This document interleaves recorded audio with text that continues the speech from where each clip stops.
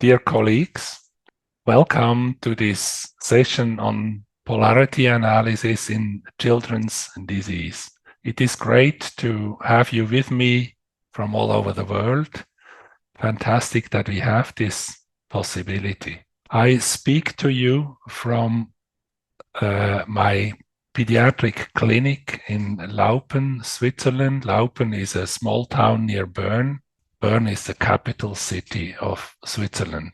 That's also where I made my medical studies, my degrees. I worked first in the largest university clinic of the country, that's the Inselspital in Bern, as a pediatric oncologist for 10 years before I came to Laupen.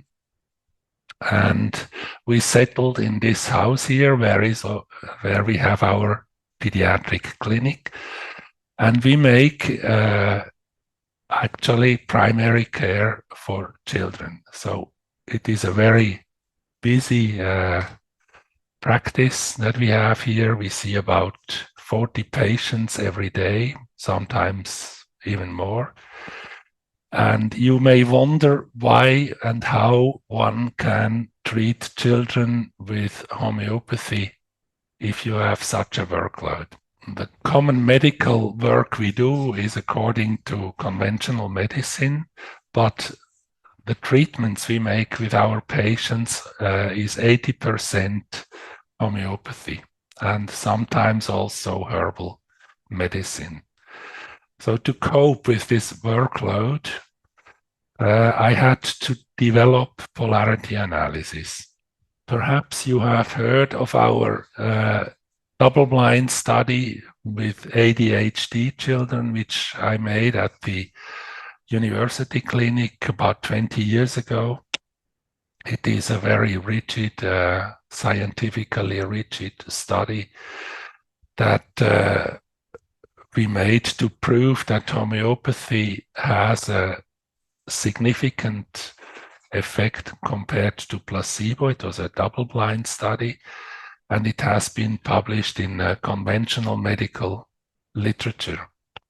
It's probably even the most rigid, most scientific homeopathic study that exists up today.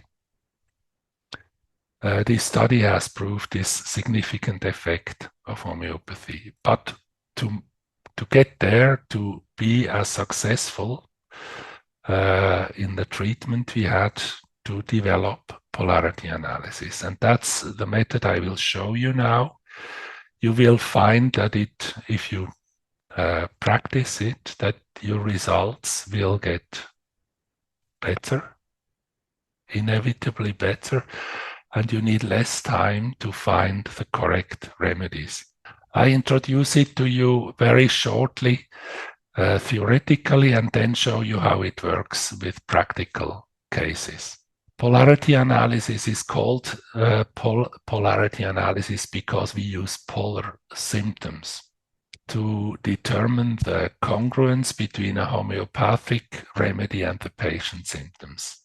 Polar symptoms are symptoms which have an opposite, like cold aggravates or cold aggravates, or thirstlessness, or desire for open air, aversion to open air. And most often, polar symptoms are modalities. And I don't know if you are aware that Hahnemann said in the aphorism 133 of his organon that modalities are the most characteristic symptoms of a patient. So it's really very important to look at the modalities we find in a disease. Modalities are factors that change change a symptom, like they improve or aggravate the symptom. Now, Bönninghausen said that patient symptoms should be covered with the most specific symptoms of a remedy. What does that mean? That means that they should be covered with symptoms that are of a high grade in his repertory. The repertory is the Bönninghausen Therapeutic Pocket Book. It was actually the first operable repertory in homeopathy, and up to date, it is still the best one we have. So Bönninghausen was a fantastic clinician and observer, and we use this remedy with great success, this repertory with great success. And with the grading of the polar symptoms and their opposites, we can calculate the healing probability for each remedy. Now I will show you a practical case, and then you understand what I just said. This case is not a frequent disease in a child. It is a rare complication of a measles in a 9-year-old girl. It began after her siblings have recovered from measles. Linda fell ill with high fever, conjunctivitis, intraoral pain, and a febrile delirium. And she was unusually talkative. I was not around, so they went to the family doctor, a general practitioner, but who also practices homeopathy. And he found the typical symptoms of measles, conjunctivitis, the white spots on the mucous membranes of the cheeks, Koplik spots, and the measles rash, and otherwise nothing specific. And he gave her Drosera, and the symptoms improved. But 3 days later, she loses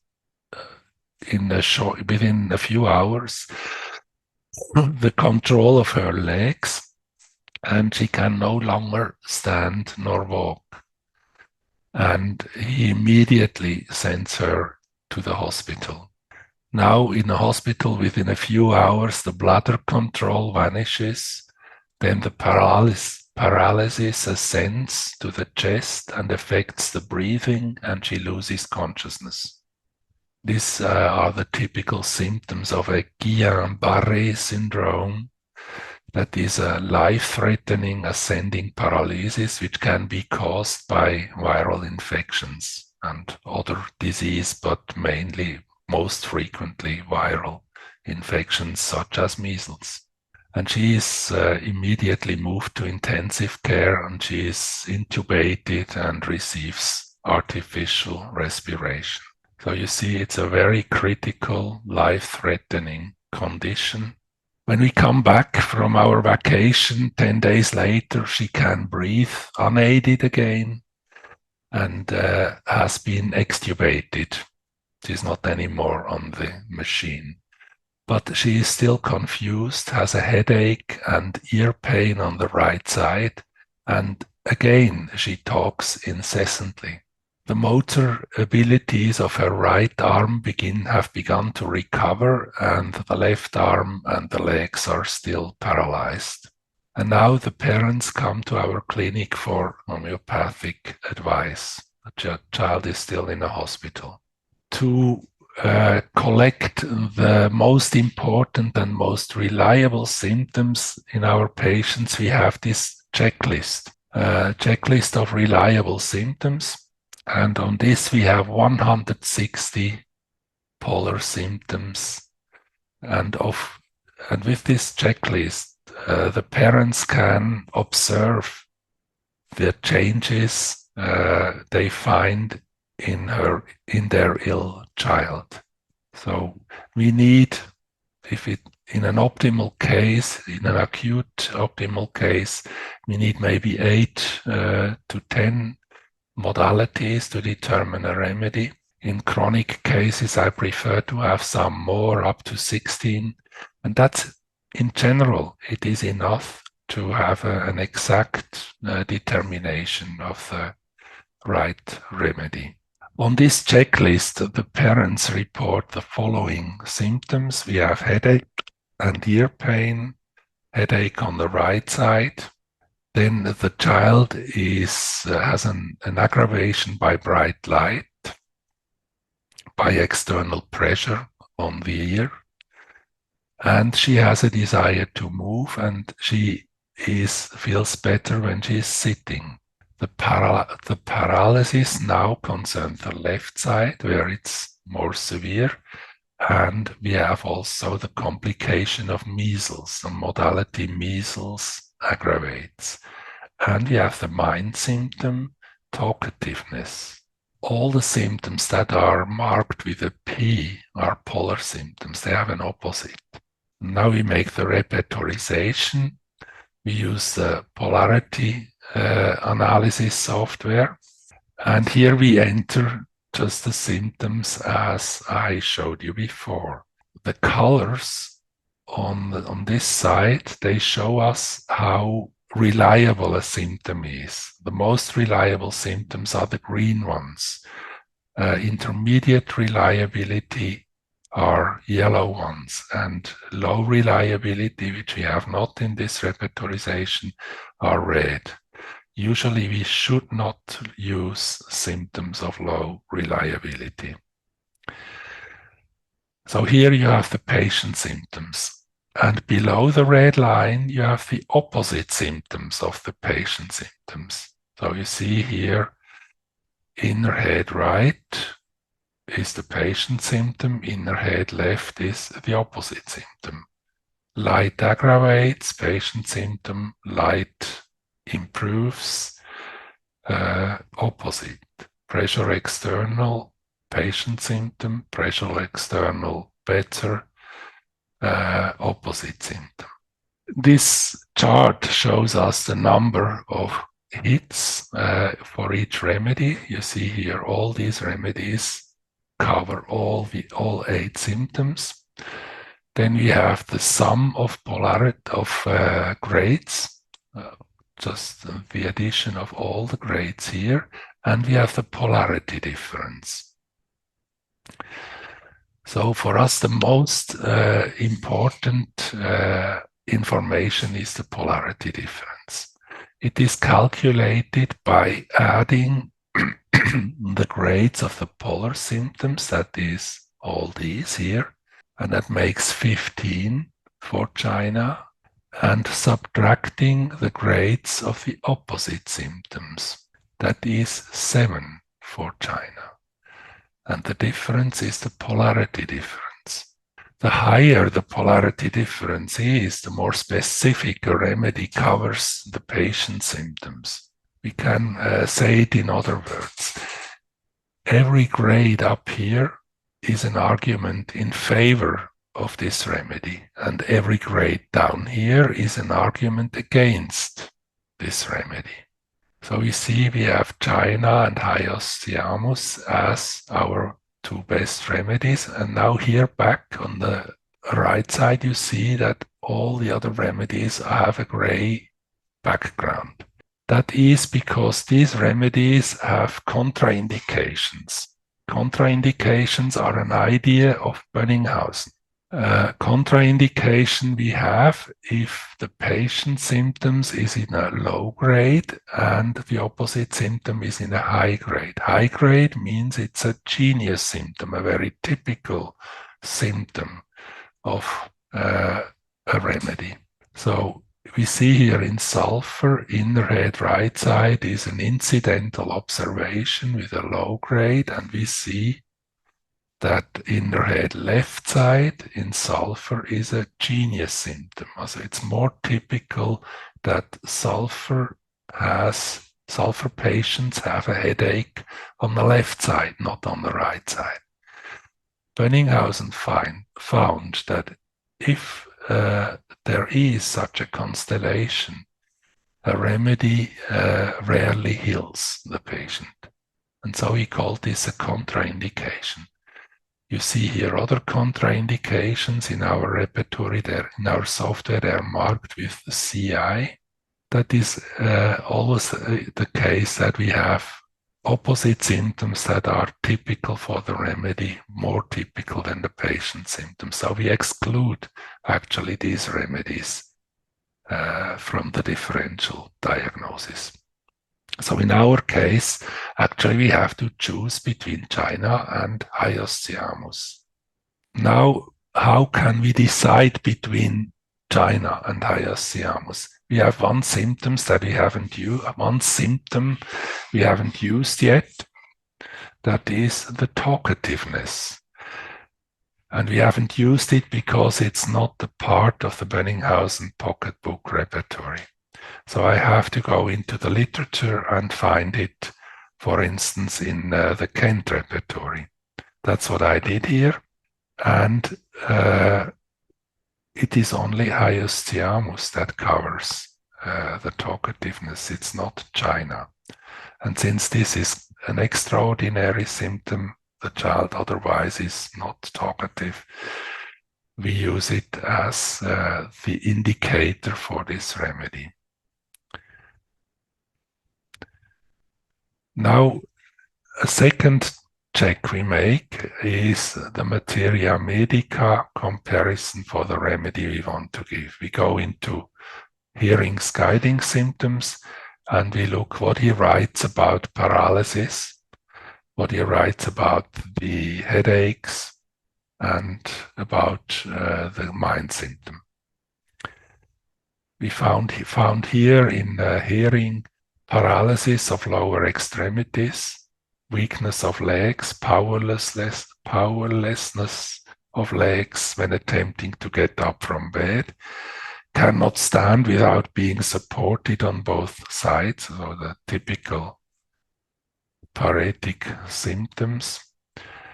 And concerning the headache, we have this pressing pain in the right temple, and forehead and right upper eyelid, and cannot tolerate any light. And we have this pain in the right ear. And then we have also talkativeness. So you see, the remedy covers exactly what our patient displays as symptoms. That's Hyoscyamus.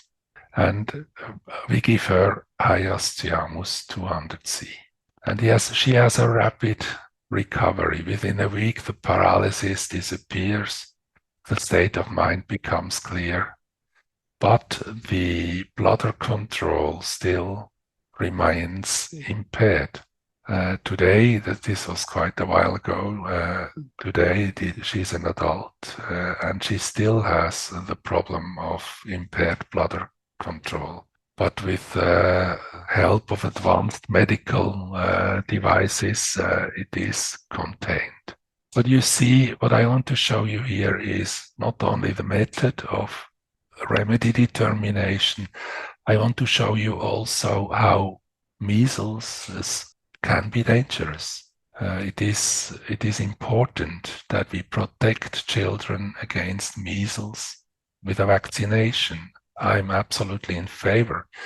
As was Hahnemann. Hahnemann called the vaccinations, it was at his time, smallpox vaccination, the biggest medical success of his generation. Okay.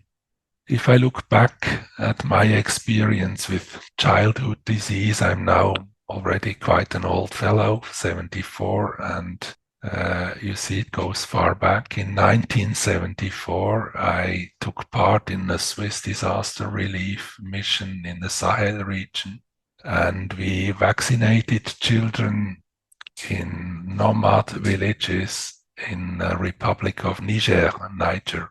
And there was a measles pandemic, and we came to a nomad village, small village, which had 14 children before this measles epidemic started. And within a week, 7 children died of measles. So you see, it's a catastrophic disease.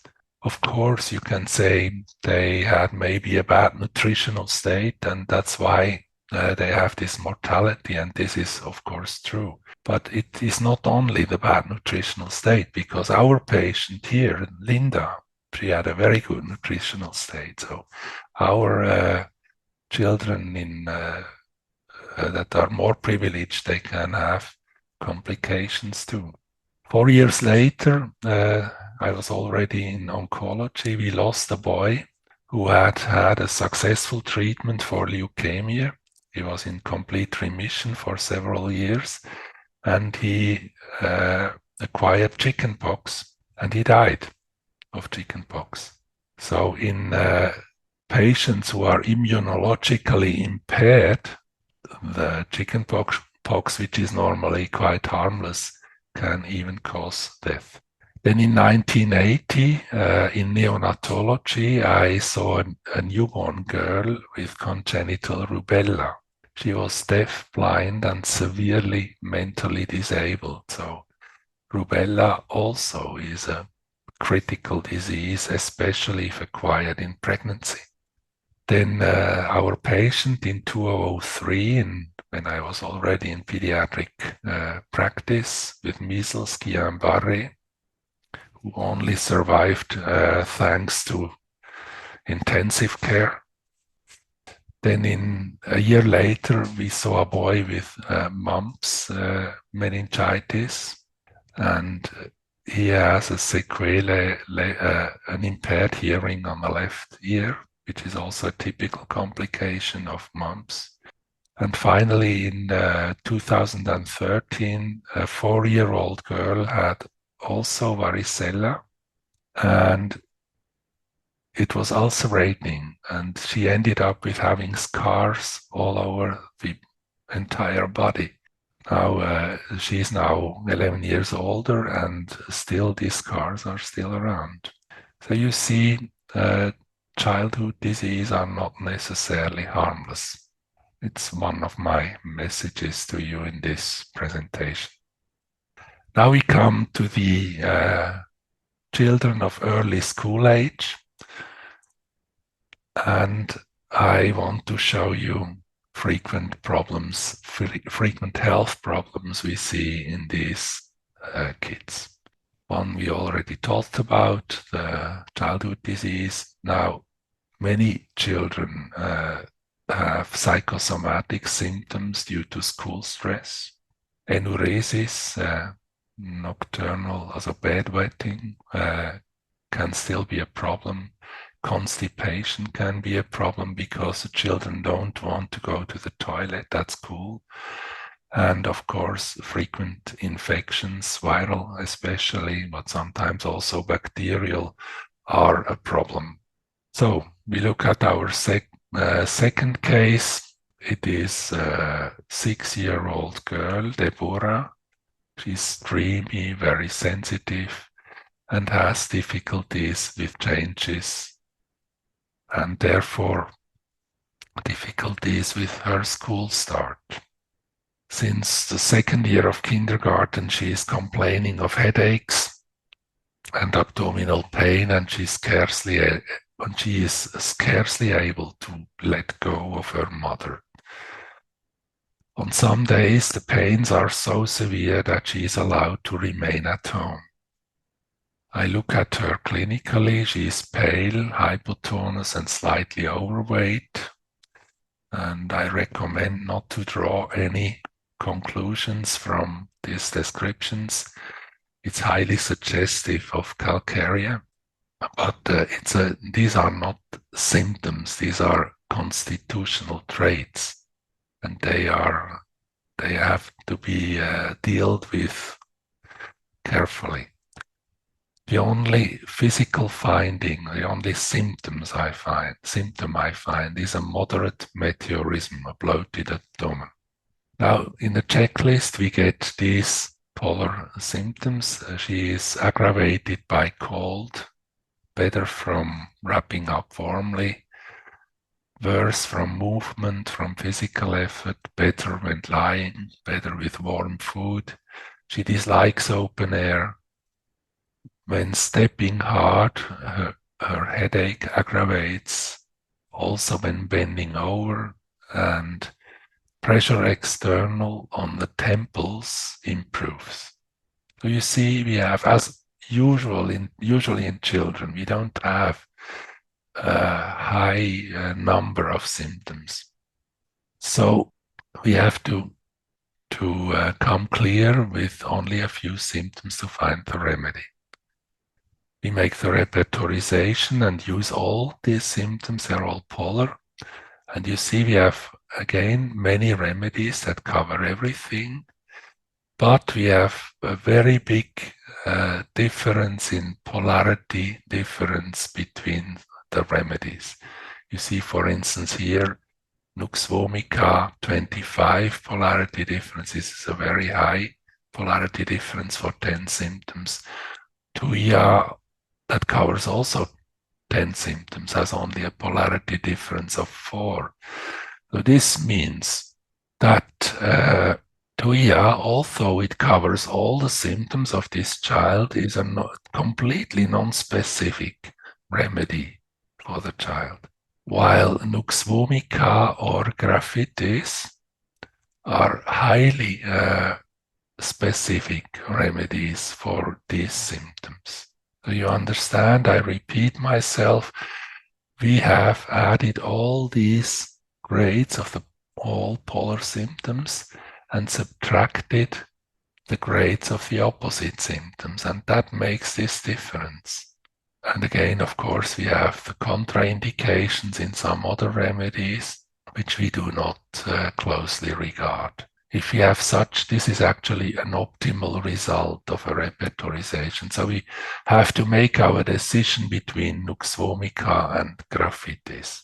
We make a materia medica comparison with the guiding symptoms of hearing, and we find in Nux vomica defective memory, shy and awkward, ailments after continued mental exertion, and suits very particular, careful, zealous persons. And in graphitis, we found slow in thought, absent-minded, extreme apprehensiveness. Patient is unable to make up her mind about anything and is timid. So you see, actually, it's quite difficult from these descriptions to decide which remedy is better. I make an interpretation for the mother, what these two remedies mean. And to Nux vomica, I say, Deborah wants to do everything very well and therefore puts herself under stress. And in graphitis, the child is not able to meet the demands placed on her. She needs more time to develop, preferring to stay at home with her mother. And I asked the mother, please tell me, what do you think, what is now the case with your child? And she says, actually, she thinks it is graphitis. I agree as far as the constitutional traits of the child concerned. Pale, hypotonous, overweight are also typical for graphitis. So I give her graphitis. And graphitis has no effect at all. And a month later, we try Nux vomica, and Nux vomica brings about a rapid, substantial improvement. Her mother says 80% better after 4 weeks, and with further doses of Nux vomica, M, XML, MCM, the problem completely disappears. Now we go back to the repertorization. And you see, actually, Nux vomica has 5 points, a polarity difference that is 5 points higher than graphitis. So actually, we could have just looked at it and say, we give first Nux vomica and not rely on an interpretation of the child, which often is unreliable. It is very important that we focus our medical work in homeopathy also on reliability. I know that many homeopathic practitioners think that every symptom a patient tells us is reliable, but this is absolutely not true. We have highly reliable symptoms, mainly modalities, but not all modalities, and we have low reliable symptoms. And mind symptoms are highly subject to interpretation. and therefore are of a low reliability. If we make interpretations, we bring ourselves, our personality into the case. That means we leave the solid terrain and come onto ice, and of course can fall with it, fall or fail. This is Nux vomica.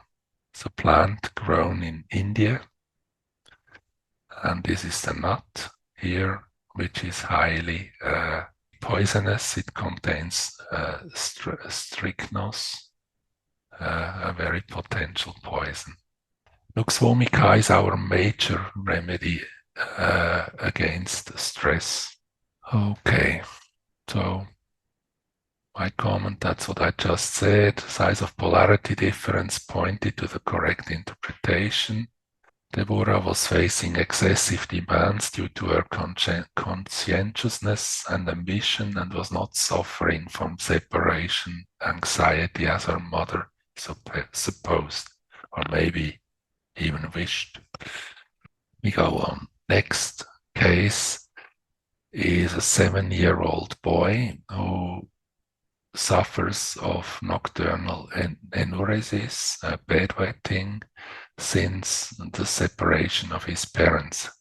Primarily he was dry, and after the separation he began to wet his bed again. He also stutters, and he also has allergic asthma. External treatment attempts with antidiuretic hormone, ADH, Minirin, and already homeopathy were unsuccessful. Homeopathy was not done by us, was done by someone else. And conditioning of the bladder has not been tried because he has such a comatose sleep, and that is indeed wise, because sometimes this waking signals, the receptor becomes wet, wake up the whole family, but the comatosely sleeping child soundly continues to sleep. We had no urological findings in this case.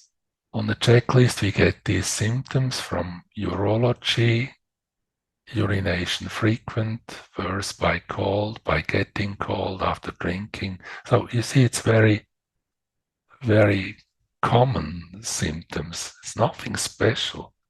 But yet, in polarity analysis, they play a role because they are polar, because they have an opposite. He's also irritable. Then he has this deep sleep. He sleepwalks. And as additional symptoms, you have stammering, stuttering, worse by mental effort, by reading, by talking. He has also fluid coryza, sneezing, and asthma. And when he has asthma, he has difficulties to expire air, to breathe out. Asthmatic patients can also have the opposite. The primary symptom is the difficulty to breathe out, but this leads to an overinflation of the lung. And if that has happened, they have difficulties to get air into the lung. So if an asthmatic patient tells you he has difficulties to breathe in, it's not wrong. It means only that the severity of his asthma is higher than if he has only difficulty to breathe out. Here you see our repertorization. We used all the polar symptoms. And we have here also many remedies that cover everything, and we have also quite a few with similar height of polarity difference. So this situation is not so easy, but we have some symptoms we did not enter yet, like stammering, because this symptom is not part of Benninghausen's pocketbook. So we include it from Ken's repertory, and there we can reduce the number of remedies to Arsenicum album, Belladonna, and Sepia, with all three without contraindications. We go back. Arsenicum album, belladonna sepia. The patient is not a perfectionist. Arsenicum album patients usually are very perfectionistic, and he's not prone to withdrawal. That would be sepia. So these two remedies are not convincing, and I choose belladonna as first remedy. But also, if we go back again to the repertorization, if we look at his mind symptoms, we go one step back. He's irritable, he stammers when excited, he is a very sensitive child. He reacts with bedwetting to the separation of his parents, so it could be also sorrow. Ignatia is sorrow. Behind Ignatia, we have this very sensitive personality of the child, and most often a situation that is caused by sorrow. Anyway, I give him belladonna. We make also the materia medica comparison, enuresis with profuse perspiration, great drowsiness and somnolency, weeping, chance company, melancholy, hypochondriasis, hopelessness, dejection, asthma, speech rapid and hasty, and in Ignatia, involuntary discharge of urine, sleepwalking, melancholia, after great grief and much domestic trouble, anger followed by quiet grief and sorrow, oppression of chest at night, worse after midnight, does not like to talk. So you see, this is not really asthma here, this is a mind symptom. But still, Ignatia has something like that. So I give him belladonna, and it has no effect. Tough luck. 5 weeks later, I change to Ignatia, and this leads to a 90% improvement in bedwetting, but he continues to stammer. You remember, stammering was not covered by Ignatia. Should I change the remedy now? No, I don't change the remedy that makes a 90% improvement in the main symptom. Never change a winning horse. So I give him Ignatia, M, next dose, and stammering also improves. And critical remarks by the teachers become rarer. And with further doses of Ignatia, XM, LM, CM, all the symptoms, even the asthma, completely disappear. That's now 4 years ago, and he does well. For me, it is important to show you in these cases how we get to a remedy and sometimes how we don't get to a remedy that is right. So it is important to be very critical about our interpretations and our work. This is Ignatia, also in India. It's very similar to Nux vomica. Now, next case, we have still a little bit of time, is a patient with constipation. It's a 7-year-old David, a sensitive child who comes to our practice for a painful abdominal constipation. And this began in first grade because he did not have confidence to go to the toilet at school.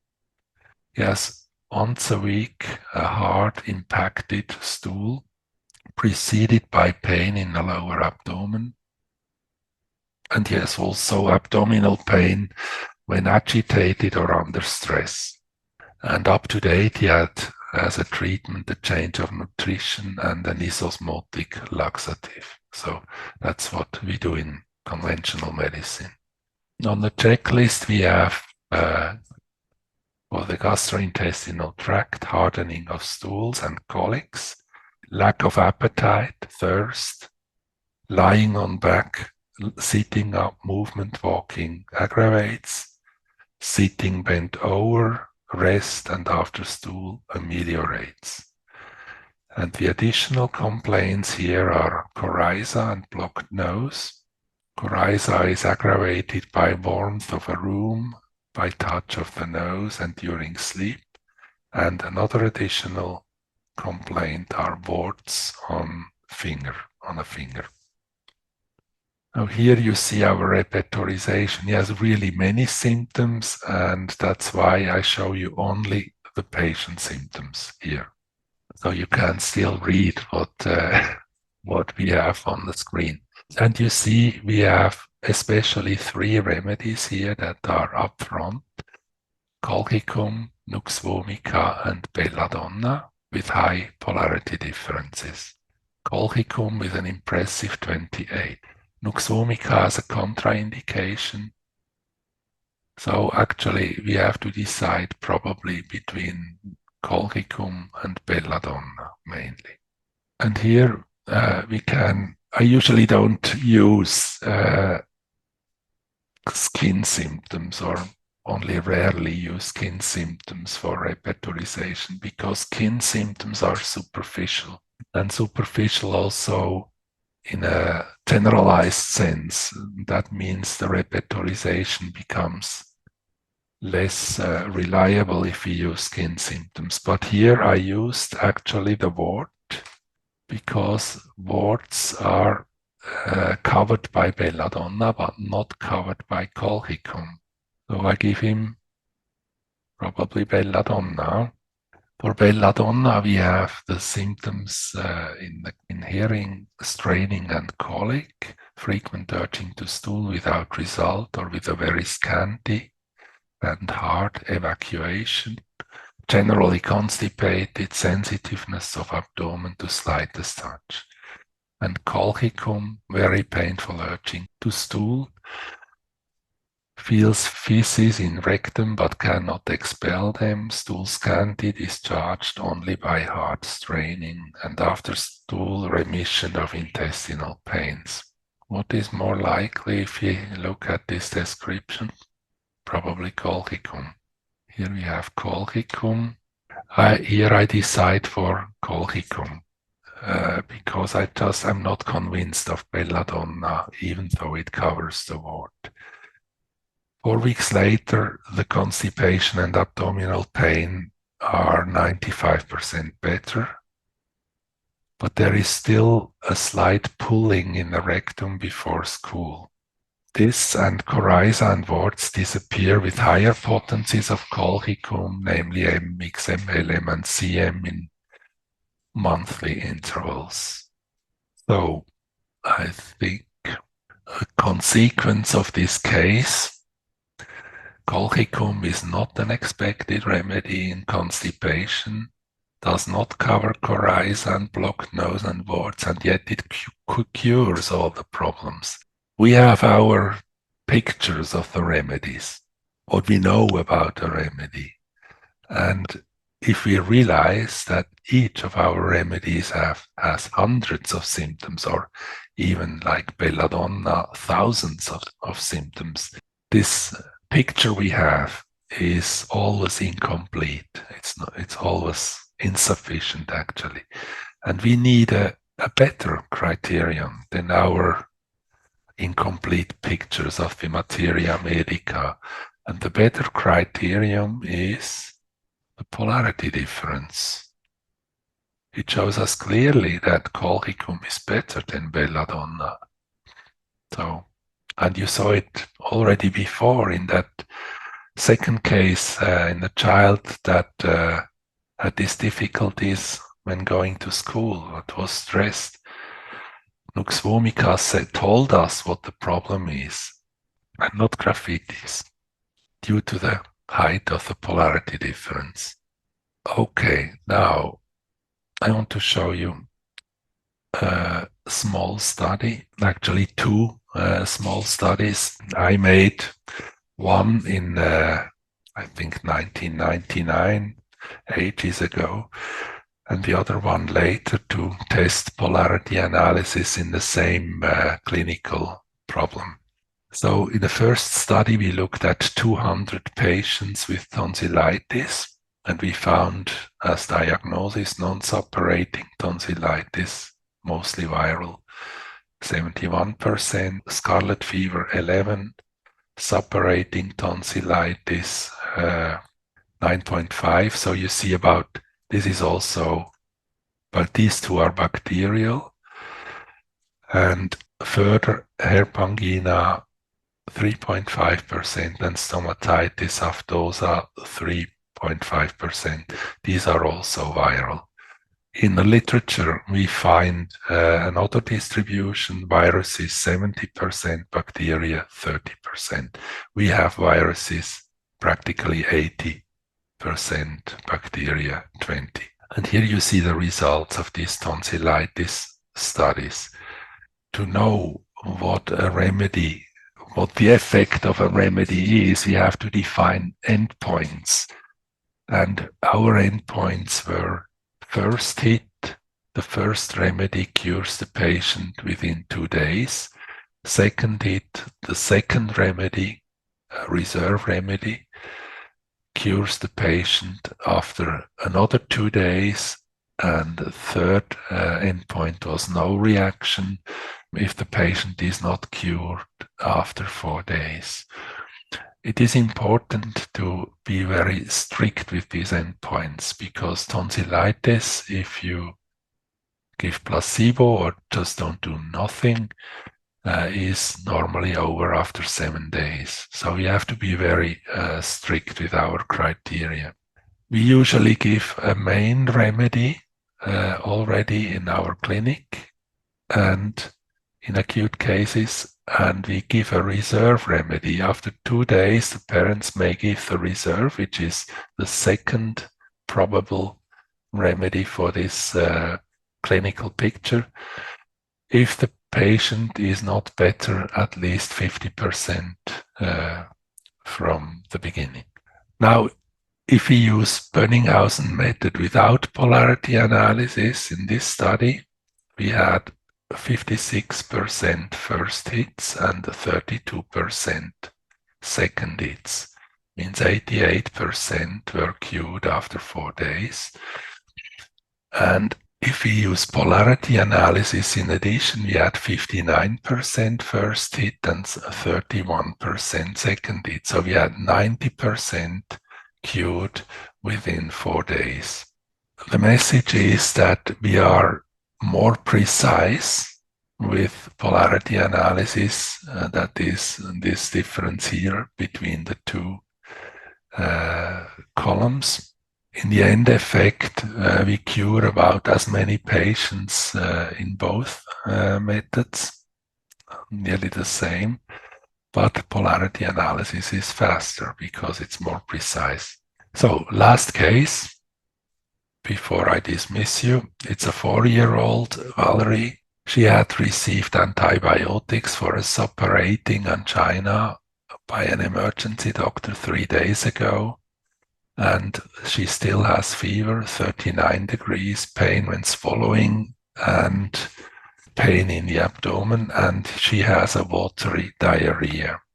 I find a significantly reduced general state, a white coating of the tonsils, and severely swollen cervical lymph nodes, and a slight enlargement of the spleen. The blood examination shows what we expect, namely elevated IgM levels for Epstein-Barr viruses. She has an infectious mononucleosis. Typical for that is this white coating of the tonsils, not to be confused with a bacterial tonsillitis. They look a bit different, and you see it in the blood examination that the picture is viral, not bacterial. But these IgM levels are the proof of the diagnosis infectious mononucleosis. Infectious mononucleosis with conventional treatment usually lasts between 6 and 12 weeks. So it's a severe acute disease of long duration. In the checklist, we get many symptoms: salivation increased, swallowing aggravates, lack of thirst, worse by drinking. Actually, this all means swallowing aggravates. pressure external aggravates on the neck and on the abdomen. Touch aggravates, uncovering aggravates, movement while waking up, while standing up aggravates, and being alone aggravates.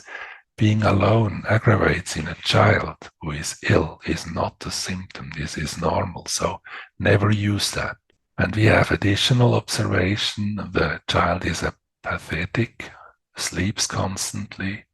Then she has the swelling of glands, the enlargement of spleen, and wants to be carried.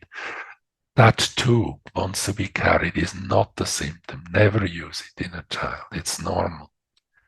The opposite would not be normal. If a child wants to be alone when it's ill, this is a symptom. If a child does not want to be carried, this is a symptom, an ill child. So we take all the polar symptoms, add two specific symptoms for Epstein-Barr viruses, the swelling, inflammatory swelling of the glands, and the swelling of the spleen. And again, we have many remedies that cover everything, but high differences in polarity difference. You see Hepar sulfuris, best specificity, Silicea second, Carbo animalis third, and the rest we don't even have to look at. I go back to this repertorization. If I only make a repertorization with the highly reliable symptoms, our differential diagnosis ends up with 28 remedies and 12 that have no contraindications. So that's why I include two symptoms of intermediate reliability: the swelling of glands and the enlargement of the spleen. And now we have still 13 remedies and 6 with no contraindications.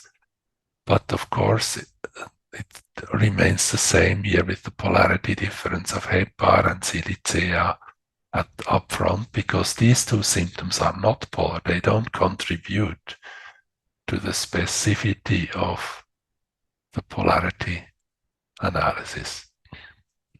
I hope I have said that clearly. The materia medica comparison for Hepar sulfur: we have swollen tonsils and hard glandular swellings on neck with sticking when swallowing, coughing or turning neck.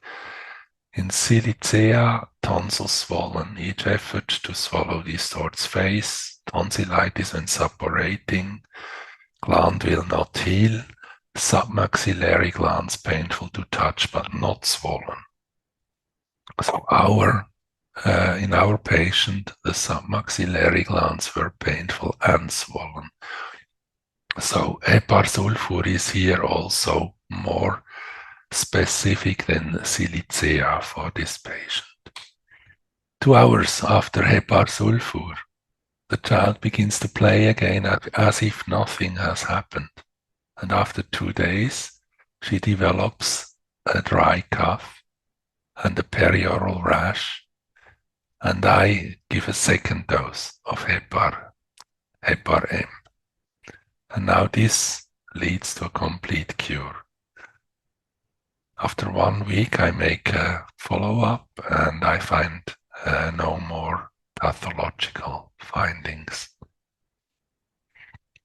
You see, a good remedy in acute disease in homeopathy is very often very fast in curing the patient. If you have a delayed and slow improvement, the remedy is not perfect, normally not perfect, so you should look for another one. So what is our comment? If a patient has difficulty to swallow due to pain and reports also the symptom lack of thirst or loss of appetite, you must also always question these two secondary symptoms, because their cause very often is the pain. So I always ask, is it due to pain that you don't drink or don't eat? Again, symptom being alone, worse and holding, carrying better are normal in ill children, may not be used in repertorization. And infectious mononucleosis lasts 6 to 12 weeks, in our child 1 week.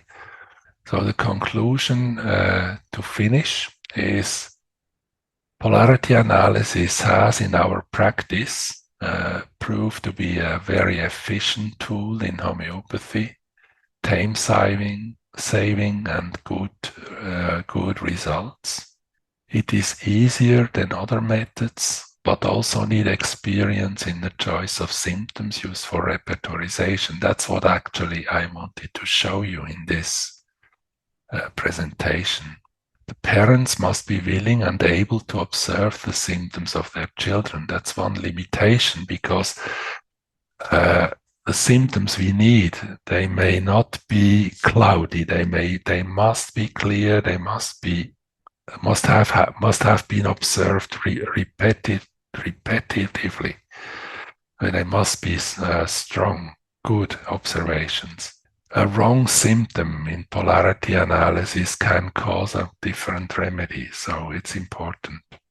And for those who love psychology, which I know many homeopaths do, the correct remedy choice often allows us to make conclusions about the psychological background of the child's symptom. Like as you saw in the second child, Deborah, with Nux vomica. What I can tell you, it is very rewarding to work with polarity analysis, and I would not want to miss it any hour in our practice. If you want to know more about the method, there are 2 books in English, Polarity Analysis in Homeopathy. There is a new edition which is updated to the current improvements of the method, and Homeopathy and ADHD. And you find more information on our website. There is a lot of useful things there for you. The software, if you're interested, you can go onto this website and download it and test it for 1 month for free. It's not an expensive software, and I think personally it is for me the best to work with.